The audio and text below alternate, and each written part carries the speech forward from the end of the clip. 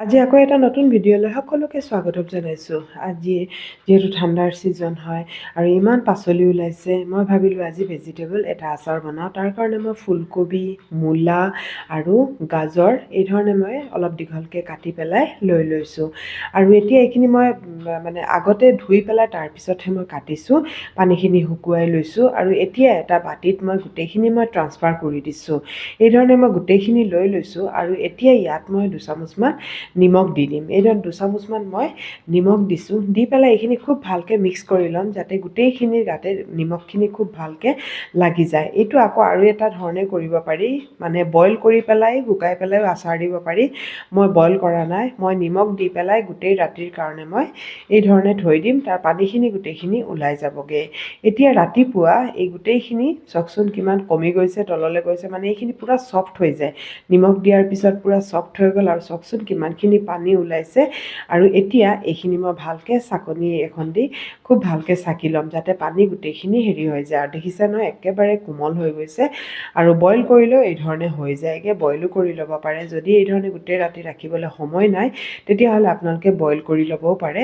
আৰু এতিয়া ইয়াত মই গোটেইখিনি মানে হেৰি কৰি দিম, চাকনি এখনত ঢালি দিম আৰু গোটেই পানীখিনি মই ইয়াত মানে পেলাই দিম। আৰু গোটেই পানীখিনি অলপ হেৰি কৰাৰ পিছত তাৰপিছত এয়া চাওক কিমানখিনি পানী ওলাইছে, দেখিছে নহয় কিমানখিনি পানী ওলাইছে। এইবোৰে আচাৰটো বেয়া কৰে। আৰু মই যিধৰণে আচাৰ দিছোঁ বহুত দিনলৈকে বেয়া নহয়। ইয়াত লৈছোঁ মই নহৰু, আদা আৰু কেঁচা জলকীয়া গোটেইখিনি মই আগতে ধুই পেলাই লৈছোঁ। আৰু এতিয়া ৰ'দত দিম। এইখিনি মই গোটেইখিনি পানী ভালকৈ পেলাই আৰু এতিয়া অলপ মেলি পেলাই এইখিনি অলপ ৰ'দত দি দিম। এদিনৰ ৰ'দতে হৈ যাবগৈ, খালি পানী শুকাব লাগে, মানে চব্জিখিনি শুকাব নালাগে, পাচলিখিনি পানীখিনি শুকাই গ'লেই হৈ যাব। আৰু ইয়াত মই যিখিনি আদা নহৰু আছিলে এইখিনিও মই অলপ শুকাই ল'ম। যদিও অলপ পানী থাকি যায় তেতিয়াহ'লে কিন্তু আচাৰ পিছলৈ বেয়া হৈ যাব। আৰু আদাও এই ধৰণে মই গোটাকেই হেৰি কৰিছোঁ, মই কটা নাই, কাটি দিলে আকৌ শুকাই যাবগৈ। আৰু জলকীয়াকেইটাও মই ঠাৰি ভঙা নাই, মানে ঠাৰি ভাঙি পেলাই যদি দিওঁ তেতিয়াহ'লে কিন্তু ভিতৰত পানী সোমাই যাব, পিছত আচাৰটো বেয়া হৈ যাব। আৰু এতিয়া এইটো ৰ'দত দি দিম। আৰু তাৰ কাৰণে মই মছলাটো বনাই লৈছোঁ। আৰু প্ৰথমে মই শুকান জলকীয়া কেইটামান লৈছোঁ আৰু মই পাঁচফোৰণ লৈছোঁ। মই আজি বেলেগ ধৰণে বনাইছোঁ, অকল পাঁচফোৰণ আৰু ক'লা সৰিয়হ আৰু বগা সৰিয়হ লৈছোঁ। লৈ পেলাই এইখিনি অলপ ভাজি ল'ম, মানে বেছি নাভাজোঁ নহ'লে আচাৰটো তিতা তিতা লাগিব। অলপ ভজাৰ পিছত তাৰপিছত মই এইখিনি অলপ ঠাণ্ডা হ'বলৈ দিম। আৰু এইখিনি এতিয়া অলপ ঠাণ্ডা হ'বলৈ দিছোঁ। তাৰপিছত আৰু এয়া চাওক এইখিনি এদিন ৰ'দতে শুকাই পেলাই আৰু চাওকচোন কিমান কোমল হৈ আছে, কিন্তু পানী অলপো নাই, কিন্তু আচাৰটো পূৰা কোমলে চব্জিখিনি পূৰা কোমল হৈ আছে, শুকোৱা নাই। আৰু এতিয়া এই গোটেইখিনি মই বাতি এটাত লৈ লৈছোঁ।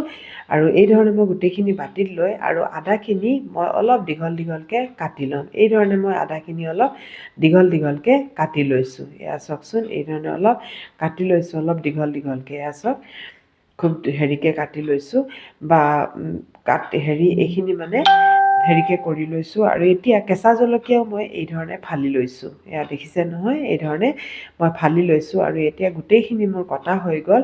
আৰু এতিয়া নহৰুখিনি কিন্তু মই অলপ এই ধৰণে গ্ৰেট কৰি দিম, তেতিয়া কাৰণ নহৰুখিনি হওঁতে অলপ গলোতে সময় লাগে, সেইকাৰণে গ্ৰেট কৰি দিলে চেণ্টটো হয় খুব ভাল আৰু খুব ধুনীয়া হেৰি হৈ যায়, কোমল হৈ যায়। আৰু মছলাখিনিও মই পিচি ল'লোঁ, অলপ ফাইন পিচা নাই।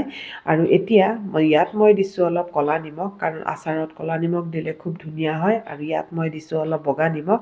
মই নিমখটো অলপ কমেই ব্যৱহাৰ কৰিছোঁ, কাৰণ যিহেতু আগত বহুত নিমখ দিয়া আছে। আৰু ইয়াত দিছোঁ মই ভিনেগাৰ আৰু মিঠাতেল দি দিছোঁ, মই কেঁচা মিঠাতেল ব্যৱহাৰ কৰিছোঁ।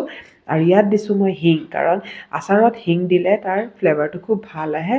হালধি গুড়া দিছোঁ, হালধি গুড়া মই 2 চামুচ দিছোঁ।